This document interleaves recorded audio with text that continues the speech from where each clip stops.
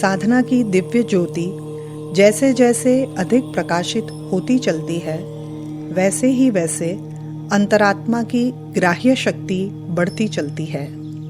Radio यंत्र के भीतर बल्ब लगे होते हैं। बिजली का संचार होने से वे जलने लगते हैं। प्रकाश होते ही यंत्र की ध्वनि पकड़ने वाला भाग जागृत हो जाता है और इथर तत्व में भ्रमण करती हुई सूक्ष्म शब्द तरंगों को पकड़ने लगता है। इसी क्रिया को रेडियो बजाना कहते हैं। साधना एक बिजली है जिससे मन, बुद्धि, चित्त, अहंकार के बल्ब दिव्य ज्योति से जगमगाने लगते हैं।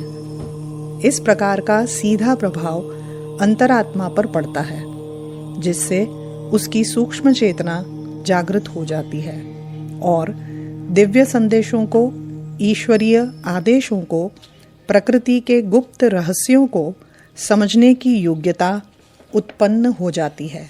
इस प्रकार साधक का अंतःकरण रेडियो का उदाहरण बन जाता है और उसके द्वारा सूक्ष्म जगत की बड़ी बड़ी रहस्यमयी बातों का प्रकटीकरण होने लगता है।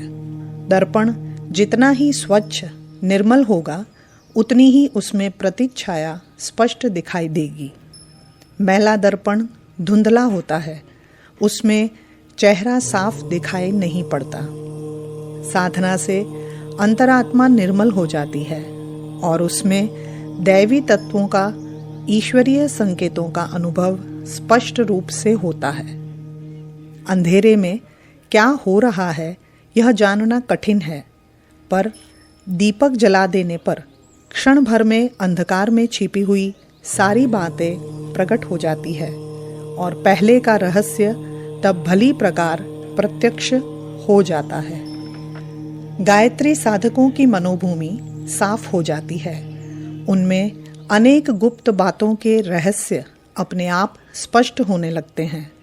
इसी तथ्य को गायत्री दर्शन का वार्तालाप भी कह सकते हैं। साधना की परिपक्वावस्था में, स्वप्न में या जागृत अवस्था में भगवती के दर्शन करने का दिव्य कानों को सौभाग्य प्राप्त होता है।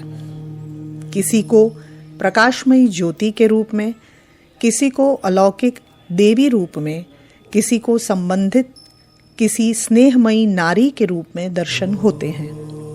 कोई उसके संदेश प्रत्यक्ष वार्तालाप जैसे प्राप्त करते हैं। किसी को किसी बहाने घुमा फिराकर बात सुनाई या समझाई गई प्रतीत होती है। किन्हीं को आकाशवाणी की तरह स्पष्ट शब्दों में आदेश होता है।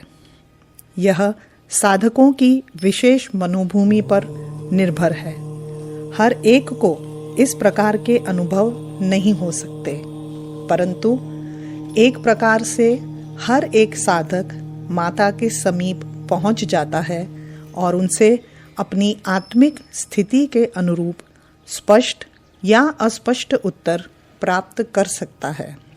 एक तरीका यह है कि एकांत स्थान में शांत चित्त होकर आराम से शरीर को ढीला करके बैठें। चित्त को चिंता से रहित रखें। शरीर और वस्त्र शुद्ध हों।